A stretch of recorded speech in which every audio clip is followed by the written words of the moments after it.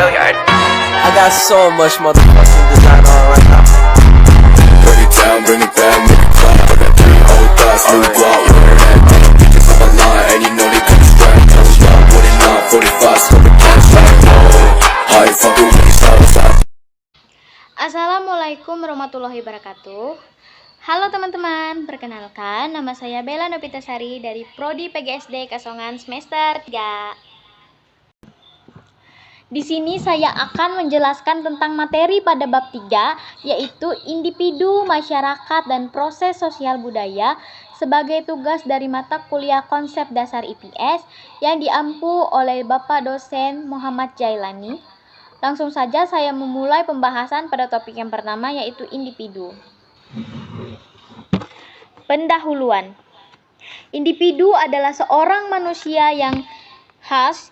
Ia mempunyai kemampuan dan kebutuhan yang berbeda antara satu dengan yang lain. Untuk mengembangkan kemampuan dan memenuhi kebutuhannya, ia tidak dapat berdiri sendiri, ia membutuhkan orang lain.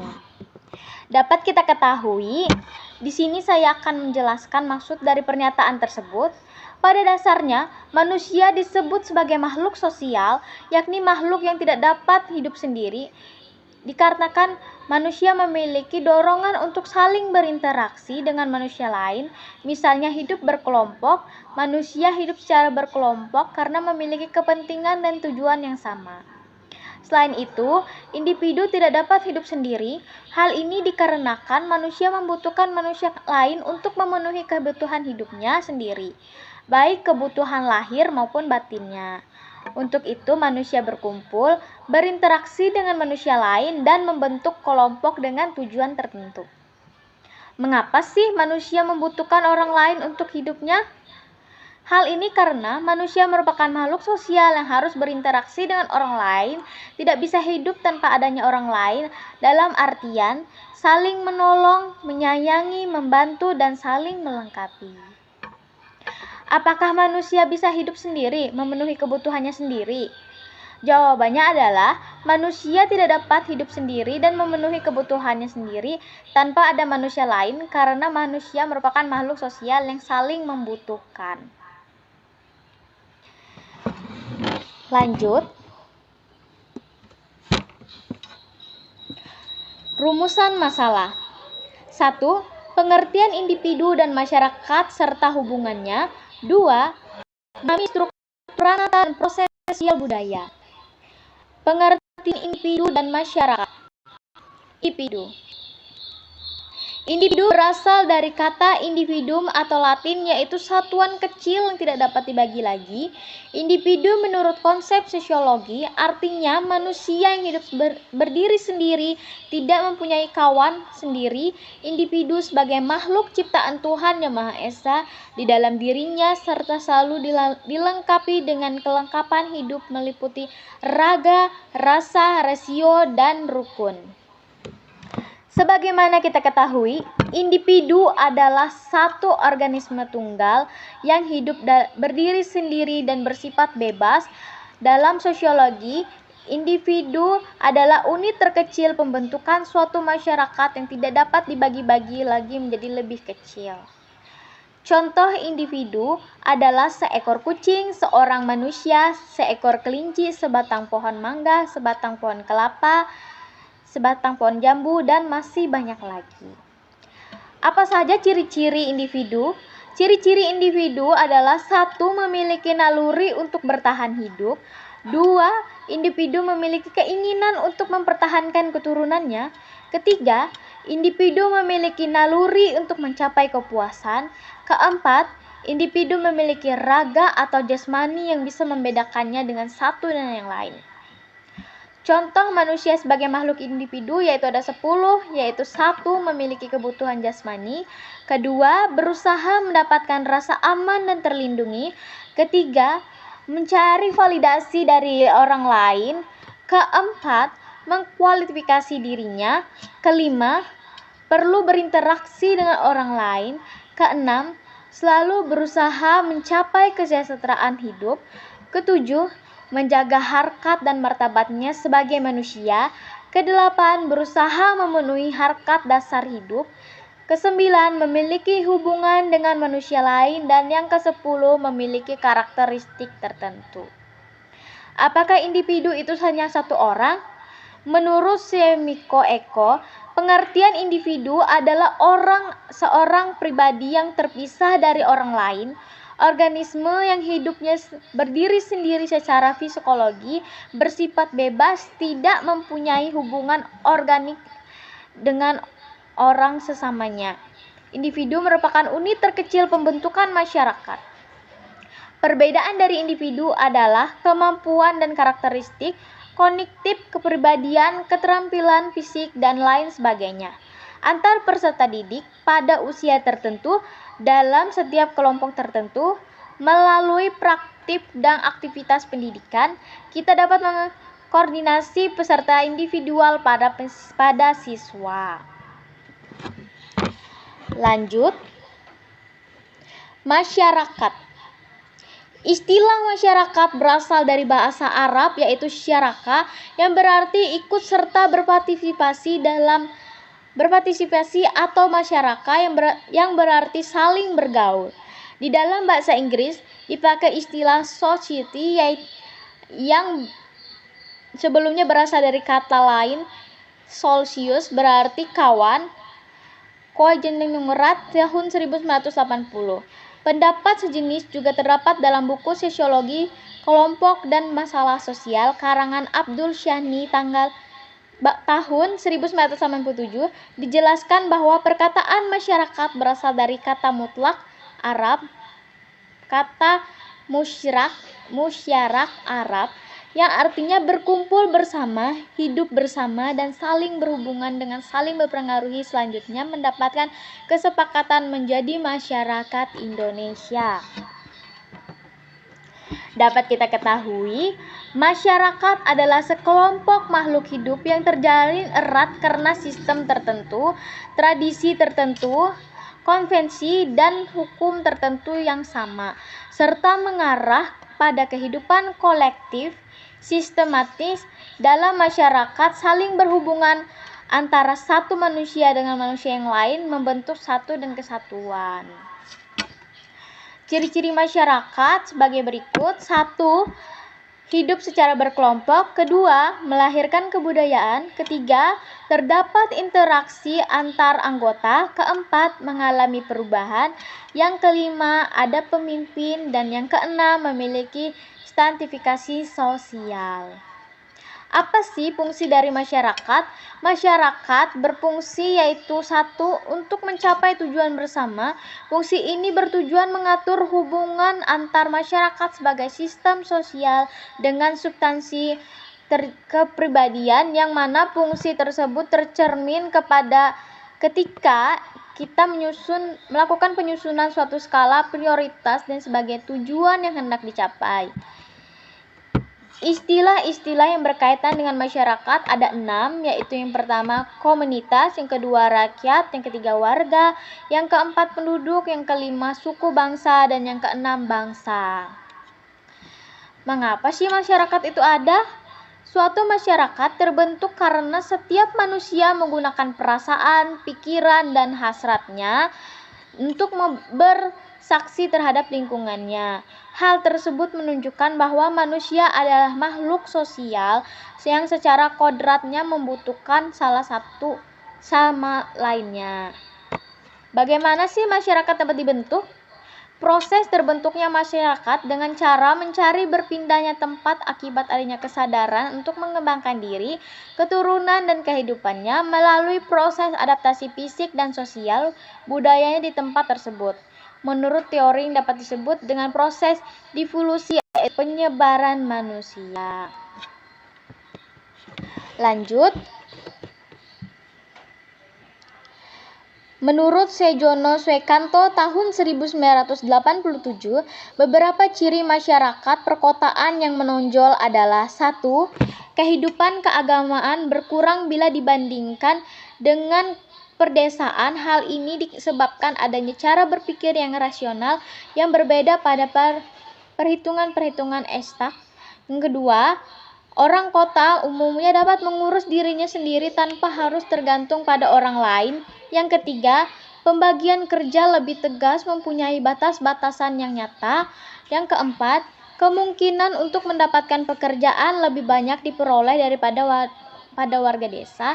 Yang kelima, jalan pikiran yang rasional menyebabkan interaksi sosial berdasarkan kepentingan pada faktor pribadi.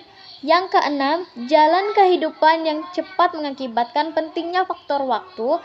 Yang ketujuh, perubahan sosial tampak jelas dan cepat sebagai akibat terbukanya pengaruh dari luar. Apa saja kegiatan masyarakat yang kita ketahui? Berikut beberapa contoh kegiatan masyarakat yang saya ketahui, yaitu 1. Gotong royong membangun masjid bersama. 2. Kebaktian membersihkan lingkungan desa. Yang ketiga, menjenguk tetangga yang sakit. Yang keempat, memberi bantuan kepada tetangga yang sedang kesusahan. Dan yang kelima, mengumpulkan dana untuk tetangga yang terkena musibah. Apa saja syarat menjadi warga masyarakat? Syarat terbentuknya masyarakat yaitu 1. Manusia yang hidup bersama. 2. Bergaul dalam waktu cukup lama. 3. Menciptakan komunikasi dan peraturan. Yang keempat, menyadari interaksi sosial. Dan yang kelima, melakukan sosiologi tentang pentingnya masyarakat. Lanjut. Proses sosial budaya. Manusia senantiasa saling berhubungan dengan manusia lain dan melakukan kontrak sosial. Hubungan antara individu yang saling berpengaruh dalam hal pengetahuan, sikap, dan perilaku disebut interaksi sosial. Interaksi sosial dapat terjadi antara individu dengan kelompok dan antar kelompok. Dua orang yang saling bercakap-cakap dan contoh interaksi individu dengan individu. Guru sedang mengajar di depan kelas adalah contoh interaksi individu dengan kelompok, sedangkan dua kelompok siswa yang berdiskusi adalah contoh interaksi kelompok dengan kelompok. Komunikasi tidak selamanya dapat terbentuk atau tatap muka atau face to face seperti berbicara atau bersalaman. Ada pula berkomunikasi tidak langsung melakukan melalui perataan seperti surat telepon, surat kabar, televisi, atau radio. Perataan itu disebut sebagai media komunikasi. Lanjut. Menurut Astrid Susanto tahun 1977, sifat interaksi sosial adalah frekuensi interaksi, makin sering makin kenal dan makin banyak pengaruhnya. Keteraturan interaksi semakin teratur, semakin jelas arah perubahannya. Ketersebaran interaksi semakin banyak, semakin banyak yang terpengaruhi. Keseimbangan interaksi semakin seimbang, posisi kedua belah pihak yang berinteraksi semakin besar pengaruhnya. Langsung tidaknya interaksi, bisa interaksi bersifat langsung, kedua pihak bersifat aktif, maka pengaruh semakin besar. Perlu kita ketahui, kehidupan sosial budaya adalah kehidupan masyarakat yang berkaitan dengan budaya yang terdapat dalam suatu masyarakat yang saling berinteraksi sehingga dapat mempengaruhi nilai-nilai untuk menjadikan ciri masyarakat. Apa proses perubahan sosial budaya? Perubahan sosial budaya adalah perubahan pada masyarakat yang mempengaruhi kehidupan dan struktur sosial masyarakat. Umumnya perubahan ini disebabkan oleh pengaruh kebudayaan lain. Terdapat 6 proses perubahan sosial budaya, yaitu difusi, alkulturasi, asimilasi, penetrasi, invasi, dan milenarisme. Contoh keragaman sosial budaya pada masyarakat Indonesia yaitu 1. Keberagaman suku bangsa. Suku bangsa merupakan suatu kelompok masyarakat yang memiliki asal-usul, tempat asal, dan kebudayaan yang sama dengan bentuk negara yang sangat luas yang terdiri atas berbagai macam-macam pulau. Maka tak heran terdapat banyak sekali suku bangsa di Indonesia. Yang kedua, keberagaman bahasa. Sama halnya seperti suku bangsa, Tiap-tiap daerah memiliki bahasa sendiri yang digunakan sebagai bahasa sehari-hari. Terdapat banyak sekali bahasa daerah di Indonesia, yaitu bahasa Sunda, bahasa Jawa, bahasa Bali, bahasa Padang, bahasa Dayak, dan lain sebagainya. Yang ketiga, keberagaman rumah adat. Contoh keberagaman rumah adat di Indonesia juga dapat dilihat dari adat-adat daerahnya seperti yang ada di Kalimantan Tengah, rumah adat Betang, kemudian yang ada di Jawa, di Padang, dan lain sebagainya. 4. Keberagaman pakaian adat. Pakaian adat daerah merupakan salah satu unsur kebudayaan yang dimiliki oleh kebangsaan Indonesia yang merupakan ciri khas atau identik dari tiap daerah. Contohnya seperti yang ada di Kalimantan Tengah, yaitu pakaian adat Dayak. Yang kelima, keberadaan tarian daerah. Keberadaan tarian daerah, setiap daerah dipengaruhi oleh unsur kebudayaan, nilai kebudayaan yang berbeda dengan yang lainnya. Contohnya seperti yang ada di Kalimantan Tengah, yaitu tarian Menasai dan tarian Mandau. Yang keenam, keberadaan alat musik. Tiap daerah Indonesia memiliki keberadaan alat musik tradisional. Alat musik biasanya digunakan untuk pentasan tari atau upacara adat. Contohnya seperti gong, gamelan, suling, gitar. Bukan gitar sih, maksudnya seperti kecapi dan lain sebagainya. Bagaimana proses terbentuknya sebuah budaya?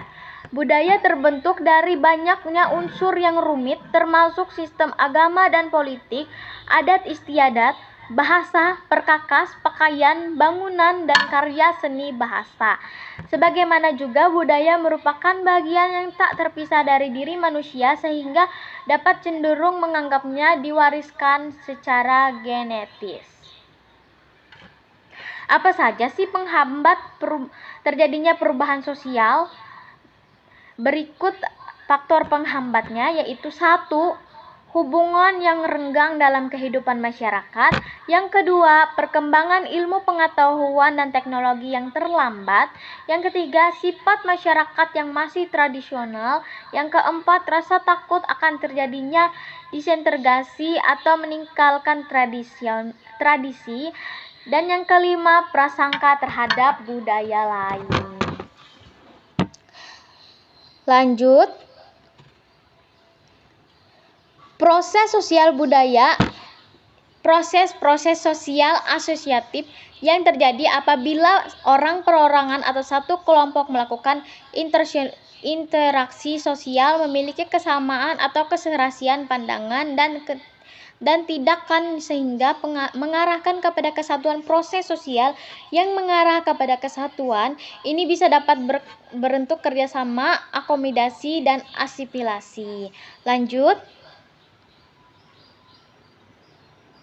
proses sosial asosiatif, maka proses disosiatif pun dapat ditentukan pada setiap masyarakat.